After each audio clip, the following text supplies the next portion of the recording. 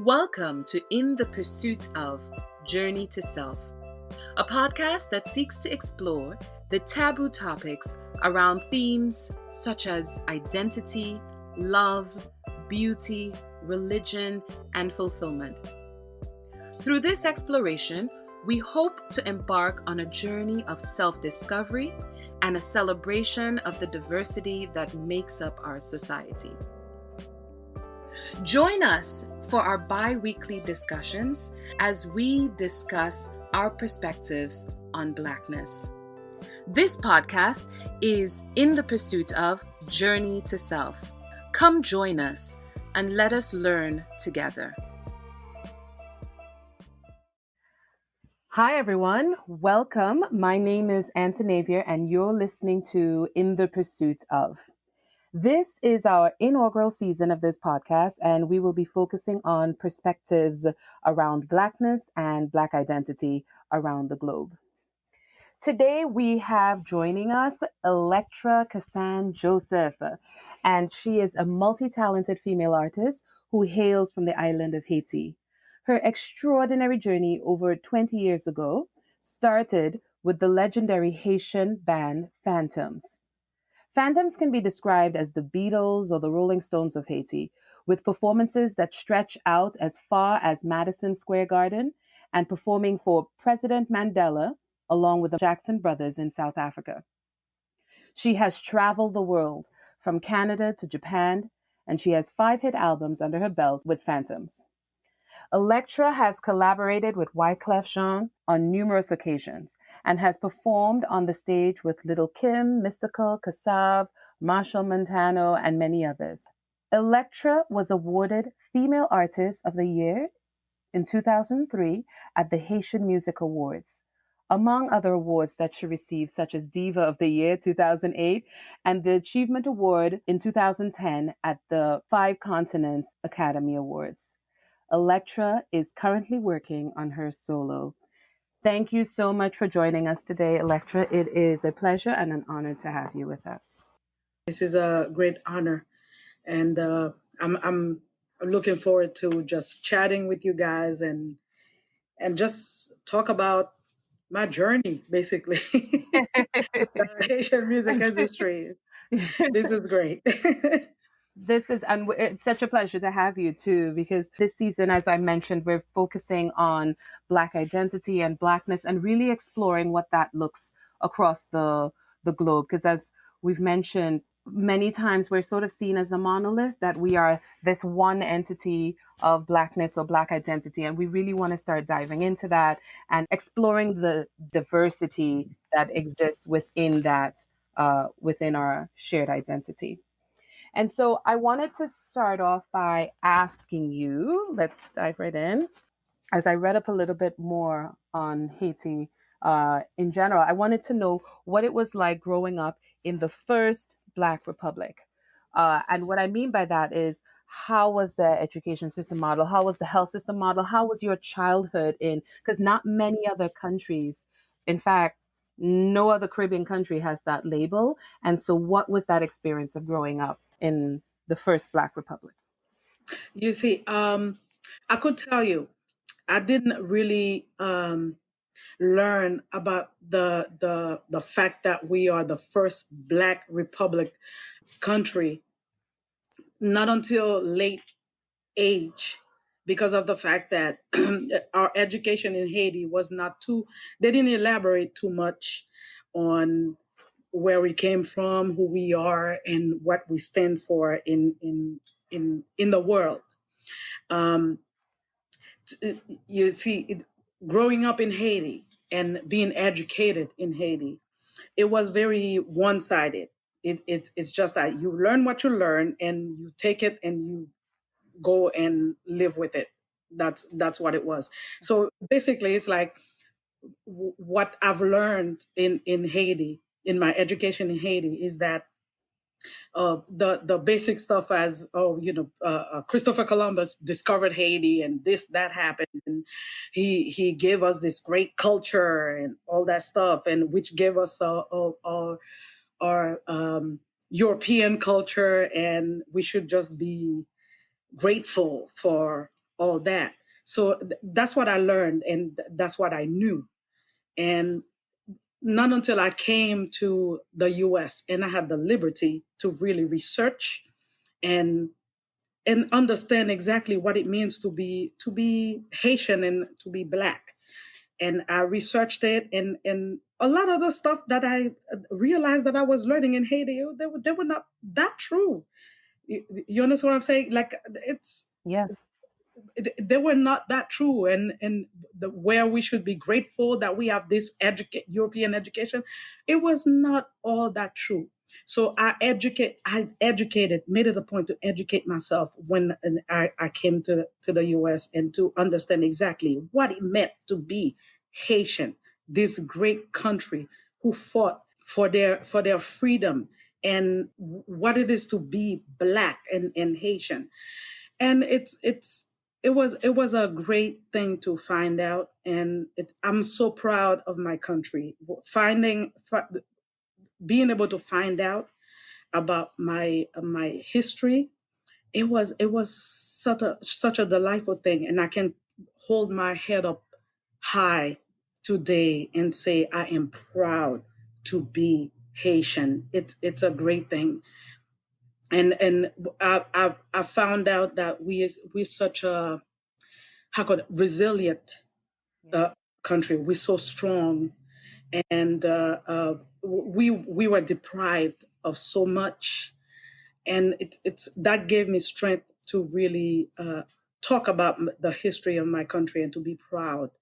And that makes sense, right? Yes, absolutely. It's Absolutely. that, It's funny because the what you're saying, I think, is a shared sort of experience across the Caribbean in terms of um having this European history, this post, in the post-colonial world. So this is what we're learning and what we're growing into is spaces that are not familiar to us.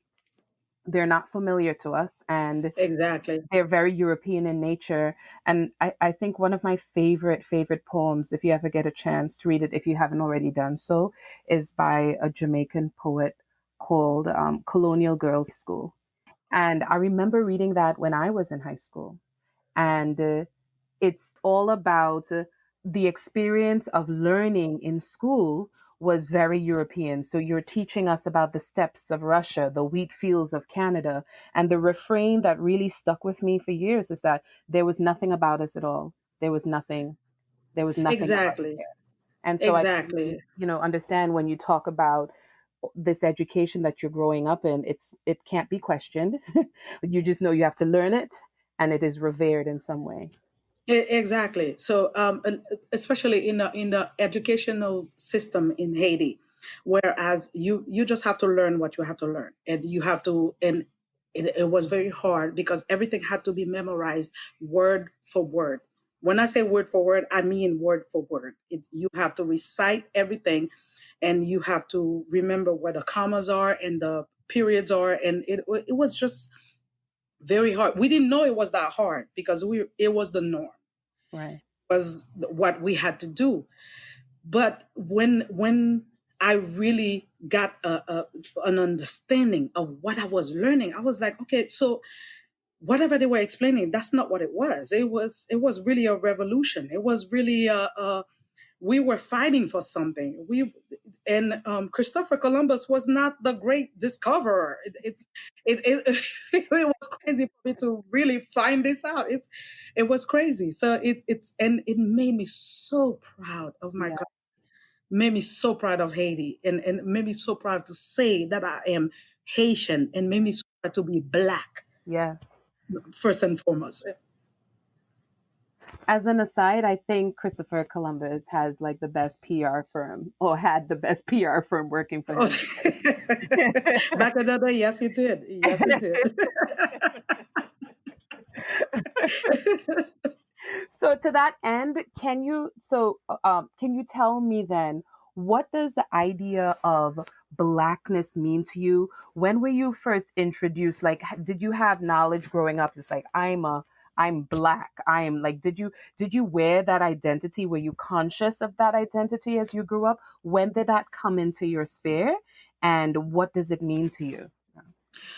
Um, actually, when growing up the way I grew up in Haiti, the education and it was a lot of stuff did not sit well to me back then because I have this skin, and I have this black skin, and I have this hair, and I'm trying to understand why is it that it's so against everything in the world. Why is it that they're trying to tell me this is not the way it's supposed to be? So I was trying to understand. Even when I was young, I was trying to understand it, even though I was being taught what I was being taught in school. But in the back of my mind, it was like just something's just not right. That's all it was for me. And I just knew that being human, I just knew that the way I was being treated, sometimes like being not the right shade, maybe some of the time where certain places I go, it just didn't feel right. It didn't feel humane. It just didn't feel whatever they were teaching us, whereas you have to be Christian. When you're a Christian, you have to treat the other as equal. Yes. Just it didn't feel right. It was just there was that hypocrisy of the whole ideal of the whole rhetoric Right. of they were teaching me. So I didn't have the voice to be to just speak out about it. I didn't really have that voice then, because it's when you go to school you are taught what you are taught, and you just should shut up about it and get good grades. That's all you knew. So it's like, basically that's what it was. Uh, And brings back and then memories. exactly, so everything you had in the back of your mind, it was just in the back of your mind, and you just had to deal with it. Right. It's I just knew that I remember distinctively when I was in school, in primary school in Haiti. um, I used to remember the special treatments of the fair skins or the white looking kids, or I just remember the special treatments from the teachers or anything like that, and I just knew it was not right. And I remember making it a point to organize a group for myself of my friends and everybody, and to just make sure to show that one student that was being treated fairly. I used to make sure to let them know, listen, you are not special. I don't know why you are special to these teachers, but to us you are not special. i Right. Right. I, Right. I I used to do these little things. So it was always in the back of my mind that it was just not right, even though I did not know the history that well. But in we just knew it was just not right. I knew it was just not right. So I used to do these little. I didn't think of it as if I was being radical or Right. activist or anything like that. I was too young to understand what I was doing. I just knew that the values that my parents taught me Right. just not allow me to accept this, because I am who I am. I am black skin. I have coarse hair. So I should be accepted. I am human. And so why is it that I'm not being accepted? And it's just not right. And I was kind of fighting against it in my own. Yeah. You know. Absolutely, absolutely. I love it. You're because I think even the from what you're saying, the younger version of yourself is is searching for a reason for that inequity. So Exactly. even in your confronting them, you're like, you're not special. There's no basis for which I can see that sets you apart from, Exactly. so yes, I definitely get where you're. It's what's funny is that the kids that I was doing that against today, they would see it as if I was bullying them. Maybe I was a little bit bullying a little bit, but it was for a good cause. Right, right. 'Cause in It your was for mind, good. you're searching, right. I get it. Um, uh, I, I definitely see that. And in their minds, they might not even have understood why that was happening because they're like, I'm not Exactly. doing anything to receive the preferential treatment. So Exactly. Exactly. also being what is it? Affected by the system in place in general. So tell me, growing up, uh, Mhm. Creole for me was Hmm. considered. So I guess I'm from Trinidad and Tobago, and Yes. we also have patois. And I know in Jamaica, patois is considered something else, but when we say patois, um, it means French. And I Yes. always grew up referencing it as broken French, right? And when I Yes. think of Creole, I also thought of that as broken French until Hmm. many years later. I spoke with many of my Haitian friends who quickly Hmm. disabused me of that notion. Hmm. and and so They now I schooled you, did they? understand. They schooled me extensively, and so now I understand that it is a language in its own right. And I Yes. wanted to shift to your music. In your music, you said that Creole music is as global as any other music Yes. in the world. I'd like you to speak a little bit about the journey for Creole to be recognized, not as something that is a part of something of another, but its own entity with its own structure, and how you turned uh, Creole music into a global phenomenon. So, just if you could, you know, tell us a little bit more about those two. Okay. So I'm gonna start a little bit about myself. Okay. When growing up in Haiti, in Haiti, the education is European based, Mhm. mostly French, and you in school you learn in French. So it's I'm very how could I say I'm appreciative about it because of the fact that it allowed us to be multi cultural or bilingual, to be bilingual. So whereas you can speak Creole and you can speak French, and I was always apprehensive about the French language for some reason. It's I don't know what it was. For some reason, I just disliked the fact that everything was being taught in French.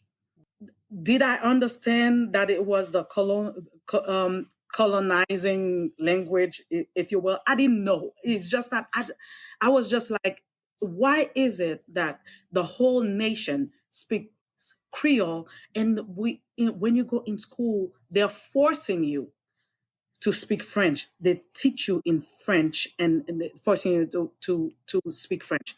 That's fine because we appreciate it because it helps us to open our minds to different languages and to be able to learn, to be able to be open to different languages. That's fine. That's all well and fine. But the Creole language, we have a nation.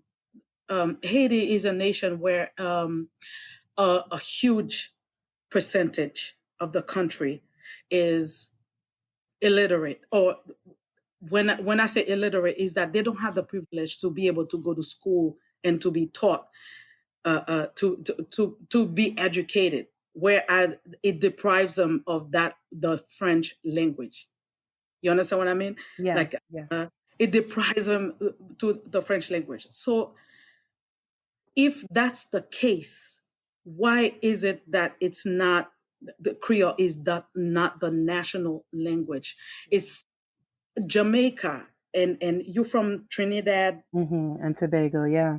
and Tobago, and you have the Creole language yourself in that country, and it's whereas you guys still speak your native language and you still speak whatever is being taught. So it's such a how could I say, it's such a disservice to Haiti, whereas they want to be stuck in the whole European education, whereas everything is done in French. Yeah. Don't get me wrong, that has changed. It has changed. It has changed where Creole has become the national language of the country. Um, I don't want And to and stray that away from the no, no, no, it's uh, not string at all. And now that it has become the national language, we seeing is is its presence growing in schools? Is that, you know, something that's beginning to change as well too? Yes, it has been it has changed. The reason why it has changed, to stray away from what we were talking about, the reason why it has changed because there's so we have so many uh, diaspora Haitians. We have so many Haitians in the diaspora, where in the U.S. who migrated in the U.S. migrated in so many other countries, and they have kids, and these kids it's very important for them to be in touch with their culture. And these kids, what the language that they understand is Creole. Right. And that's that's the future of Haiti. You understand? Yes. That's the future of Haiti. So if these kids don't understand it, those kids that are like for instance, like Mahalia, who's of Haitian descent, and she speaks Creole, she understands Creole, but she does not understand French, and she has so much that she can offer to Haiti. And if we get stuck to the French language so much, there's nothing she's gonna be able to do. And we are the population, the diaspora population is equivalent to the population in Haiti. Yes. Funny enough, so Mm-hmm. and they're the future of Haiti. If we deprive them of that, and there's no saving the country really. It's almost like we want to save Haiti, but we're how could I say, we're sabotaging the Right. evolution of the country at the same Right. time. Right. If I make sense. Yeah. Because you're saying at the heart of it, like Creole is the soul of the country. That the language is uniquely tied to the people, and it allows the diaspora also to connect um Exactly, as well. exactly, because it's the the percentage of the country that can be educated in Haiti is less than 1%. That's crazy. Because French is the language, is the education. Exactly. Yes. And the rest of the country is just it left out of you know, Right. they are deemed uneducated or illiterate. It's not true. They are educated. They are literate. It's just that what the literacy is not what the 1% is saying for them to be, Right. for the country to be able to function. Right. And now, if we segue into how this has manifested in your music, and from just listening to you, hearing why it's so important that Creole music is seen as a global, has a global impact. The best thing that has happened in years ago, it could be 20 years ago, it's the president that we had, who was overthrown, and he was Aristide. Yes. I don't know if you read about Yes. Aristide. Mhm. The president Aristide, he fought for that language because he was fighting for the people, and he made sure to say that Creole is the national language of the country. So that enabled everything to make it easier for the people to be able to participate in the evolution of the country. Yes. And it's that helped a lot. Unfortunately, whatever political thing happened, and it's Right. he was ousted, or that's another conversation. Anyway, And that's a that's another book on of its. that's another book. But to be able to perform and to sing, and for it to be acceptable to sing in Creole, and the authentic Creole, and for it to be acceptable, and for everybody, for the whole nation, for the whole people of Haiti to be able to sing to sing along with you and to understand exactly what you're saying and to understand what you're talking about. Yes. The people that they quote unquote said to be uneducated, Right. able to participate in the evolution of their country. It's a great thing, and to be able to do that, and to be an artist, and today to be a part of this, it's the greatest thing. I don't know how to explain it. No, it's allowing an entire nation and its diaspora to see itself in the Yeah, the music. big, Yeah.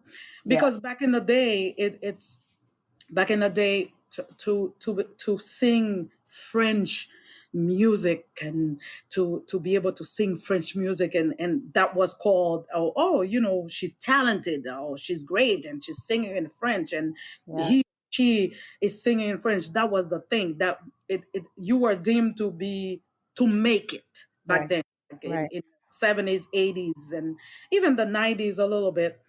And they said, oh, you're gonna make it because you can sing in French. Right. It's not like that anymore. It's in Creole, and it's native Creole. It's authentic Creole, and where everybody can understand and sing along with you and be proud. It's the best thing ever. It's the transition was not easy, but it happened. It Right. absolutely happened. Where are some of the places that you've been able to showcase Creole music around the world, and what has been the reception? Um, I could tell you the the the most memorable. I was not old enough. I guess I was not part of the band when they traveled to Germany, and these other places, to Africa. Unfortunately, I was too young to Right.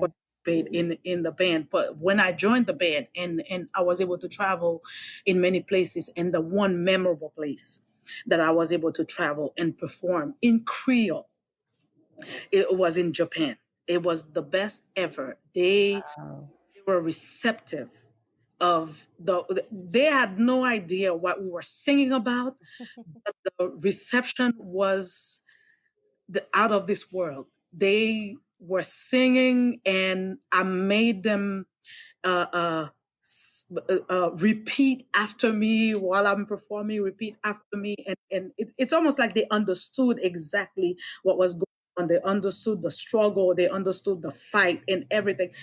That was the most memorable thing to me, because Japanese language. The only thing I remember in Japanese language is arigato. That's all I remember. That's all I remember. And their language and their culture could not be so far apart from Haiti or from the European culture, but for them to be so receptive of it, and to be able to sing along and to receive it, yeah. and that told me that the world is ready. Right. They were ready and open to receive the change that's happening in the world, and it was epic to me. It also tells you that the narrative was not true. It tells you the narrative that somehow Creole being a lesser than French, or, inferior to or part of, that narrative wasn't true. Once you took it abroad and you saw that there was a place for it to be accepted, you know. Oh, yeah, yeah, absolutely. It was very much not true, and the world, it says to us that the world was ready to receive Right. everything. It's just that it's almost like they were just waiting. Right. They had their revolution and evolution, Yeah. and they're just waiting for us to just come to them, and bring our culture, and expose them to that beautiful culture Yes. that we have, and to expose our history to them. Yeah, absolutely. That's proof that it was not true. Right. Whatever we learned, the history is not 100% accurate. Right. Absolutely. Yeah. So, I've heard that you sing in three different languages. So I know you spoke French and Haiti Creole, English, but I heard that you also sing in Zosa, and I'm not even sure if I'm saying that correctly. So please feel free to correct me. I am so intrigued because I've always heard those languages and wish they were already a part of my own lexicon. So please tell me more Yes. about that and what was the impetus for learning and singing in those languages? You see, actually, I sing in four languages. Spanish is one of them. Oh, pardon me. So yeah, Spanish is one of them. Like, that's one of the things that I'm very grateful for, growing up in Haiti and growing up in a country where it was bilingual, because it opened us to being able to learn different languages easily, um, uh, speaking Creole and then learning in French, and it just opened us up to being able to learn different languages, and to be able and to be immigrants, being immigrants to leaving our country, our beloved country, and to migrate to different country because of whatever reasons, political reasons or anything, looking for good lives, and it just helped with this whole thing. So it made it easy for me to be able to sing in different languages, and I sing in definitely Creole, of course. I can do that in my sleep, and French, I can do that in my sleep. I was so intrigued by other cultures. I was so in love with being able to open my mind to different cultures and to find out about other countries and the struggles, and so it made it easy for me to be able to sing in these different languages, and like, for instance, when I learned how to sing in you said uh, kosa. Actually, it's pronounced osa. Ah, It's Osa. like there's a click sound to it. Ah, And yes, alas. yeah, yeah. I do not have my click certifications.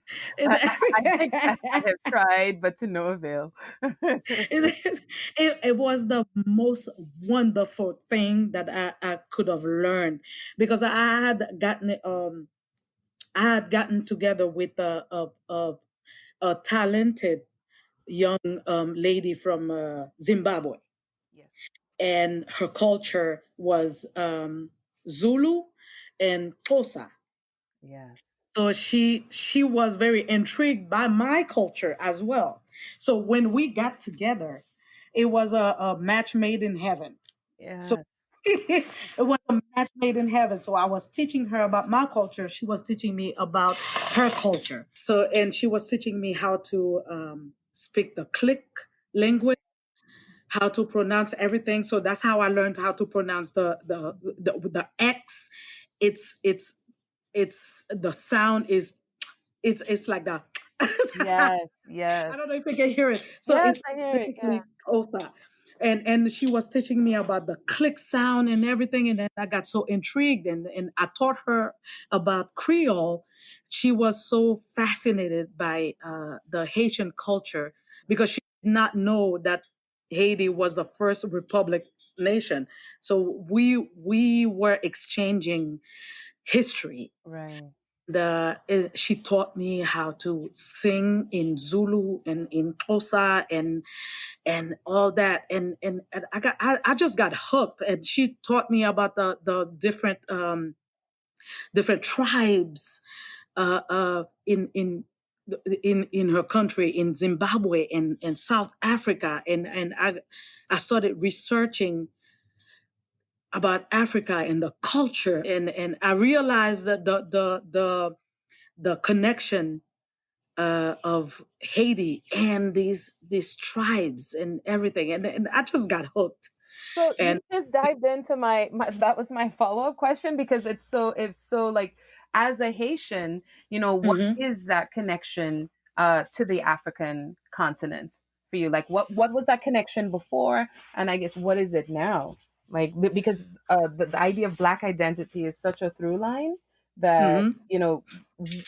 it's we definitely want to explore, since many of our island nations are diasporas of the African continent. The African. What is that Yeah. like? What is that connection for some of the countries? And I think it varies from country to country. When I was learning about the Africa and these cultures, and I saw the similarities and the food and the music. Mm, Most importantly, was the music. It's the connection is so strong, yes, very yes. very strong, and the stuff that we used to do in Haiti, we thought it was just us in Haiti, and we thought, You're like, oh, we invented it. Yes. we invented it. So she's like, no, she's like, no. Uh, when you guys were taken to the island, that's where it came from. I was like, you know what? You're right. So it's that's the connection, and there's a spiritual connection, cultural.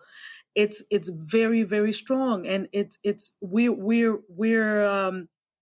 we're how could I say the blood how could I say if we you find if you follow the bloodline, you will find so many of your ancestors from these places. It's not even funny because everything, a whole lot of things that we did when she was teaching me, and I was teaching her as well, and we found that we did so many similar things, like the clap, the clapping hands, um, the when we are appreciative Yes.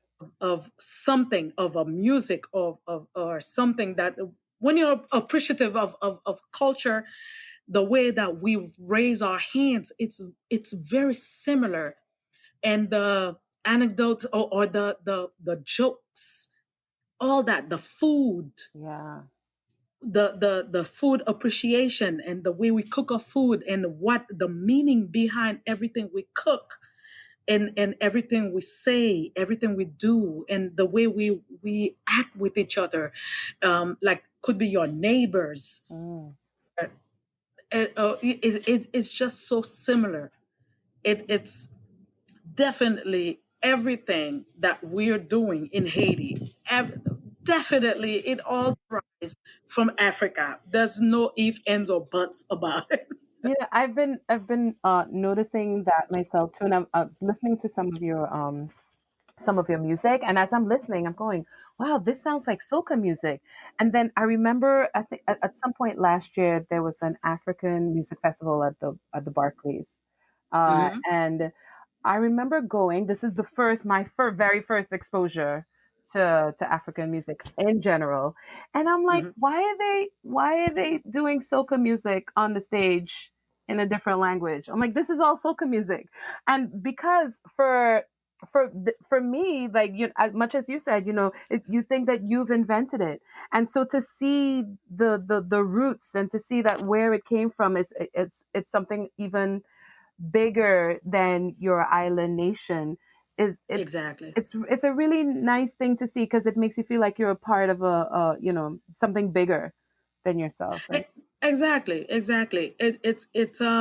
When I was part, when I became part of the whole music industry in the Haitian Haitian community, the pop music, if you say, if you will, the pop music, and the way the beats and the rhythm, yes, and when I researched it, and the guy that actually invented the rhythm, he did so much. His research was elaborate when he created the pop culture, the Haitian pop culture, which is called compa. mm, When he created it, he did so much research to be able to create that wonderful genre that I'm a part of. It was not just that it was just Haitian. I realized it's like, okay, it all derives from Africa. yes, Period. Point blank. Period. It derived from Africa. The congas, the all the percussions, the rhythms and the way we enjoy it, the way we receive that whole, how could I say, that whole energy. Yeah. How do you say it? It's It's still, it's infectious. the It's like same. It's so the same. And I'm telling you, I fell in love with Africa, and I was hooked from that. so it seems very clear to me that Black identity and your culture are very important to you. And Yes. I get the sense that there's no compromise there. What advice would you give to young Black people that are growing up in today's standards of what is considered beautiful, what is not? Like what advice would you give to them in terms of realizing who they are and being confident in growing into who they are?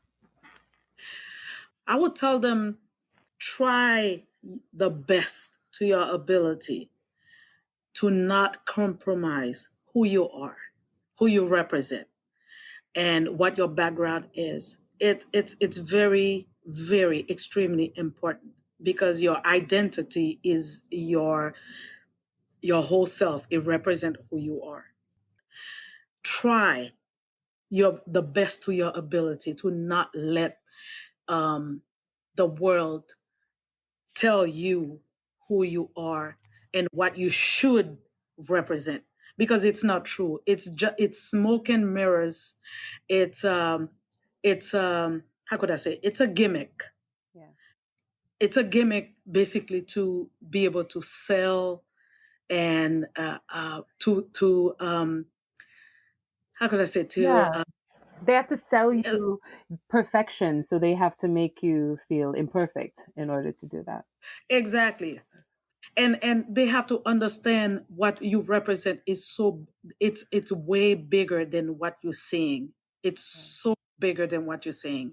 And it's, if you make sure to be part of the, not to be afraid to be part of the movement of what you represent and what your identity is and what your race is, what your background is, and who you are as a person, not to succumb to it. Right. It's Absolutely. just media. It's just the Absolutely. media telling you what to do. That's all it is. The media is just what it is. It's they're just schooling you of what they want society to be. Right. And society is every all cultures put together. Yes. That's what creates a society. It's Right. not just one entity telling you what to do, because all they want to do is conquer. Yes. But Absolutely. it's, Absolutely. I'm trying to explain it the best Yeah. way. Yeah. Yeah. Yeah. No, it's All they're trying to do is conquer. If they're telling you you're not beautiful, it's not true. If they're telling you you're not worthy, it is not true. If they're telling you you don't matter, it's not true, right. because they are telling you what society is supposed to be, and it's And that not is the so fickle reality of and life. changes constantly. Yes. Absolutely. Exactly. And you are a person. You are living and breathing the same air that they all are breathing, and your blood run through your veins just like their blood runs through their vein. Yeah. And what makes you lower than them? Nothing makes you lower than them.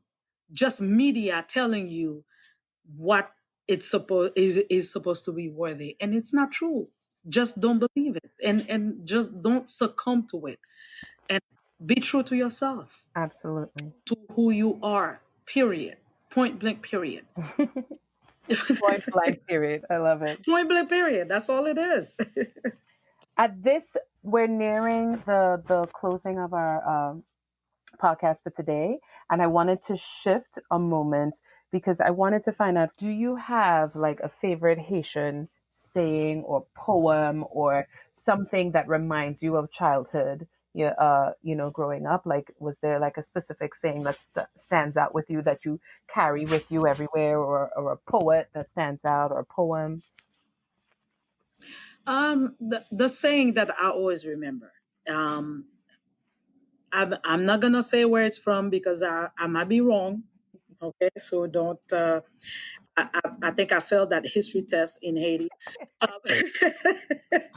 Mm, but what always stands out to me is l'union fait la force. mm, When you're united, that's when you're stronger. yes. That's what I always remember because that's what Haiti lives by. When we are together, we are stronger. Yes. And you can see it today when they stand together, even if they're gonna lose their lives. It doesn't even matter. When they want to stand for injustice, they just take the streets, even if they don't know where they're gonna get their next meal tomorrow, if they're gonna go to school tomorrow. But nevertheless, they stand together, take the streets together, and to stand for injustice Yes. because they know when they gather together, it's a force to be reckoned with. And I always remember that. That's one of my favorite saying. L'union fait For la la force. force. Oui. That's That's a one of my really, favorite really saying. nice way to end the podcast because really what we're doing here is trying to have these unions, trying to build this strong support and trying to understand each other. Hmm. And so that really, really, really is a lovely saying, and it's a very powerful saying, and I think it's one that we need now more than ever. Now that we realize that I say this year has been such an awakening for so many of us across the globe, um, within the Black community and everyone in general. And so I really do believe that these words are I think they're a creed for for Haiti and for for all of us to live by. For all us to live by, and those are words that Haitians do live by, and it stays. I could tell you, it stays in the hearts of every single Haitian that knows that knows how to be Haitian, how to what it means to come from that country, that wonderful country that we call Haiti.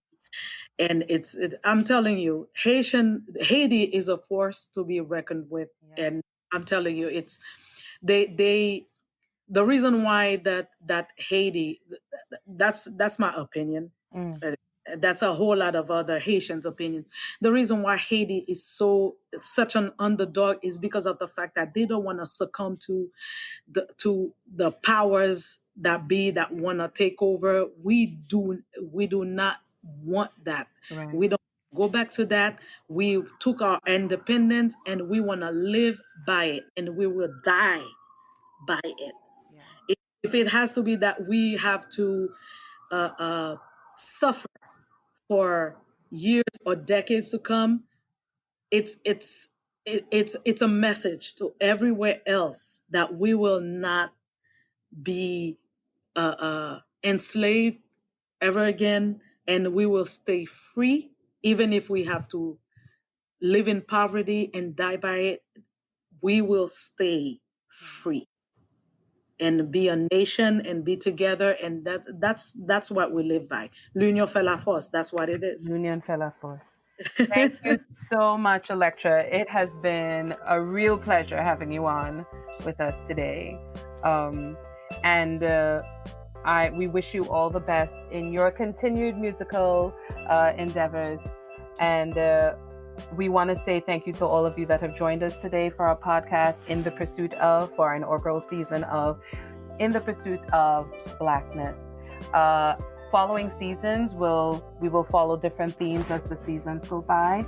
And we thank you for joining us on this journey as we continue to explore Blackness and Black identity throughout the globe.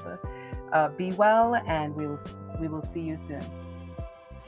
Thank you very much for having me, and I look forward to talking to you guys again in the future.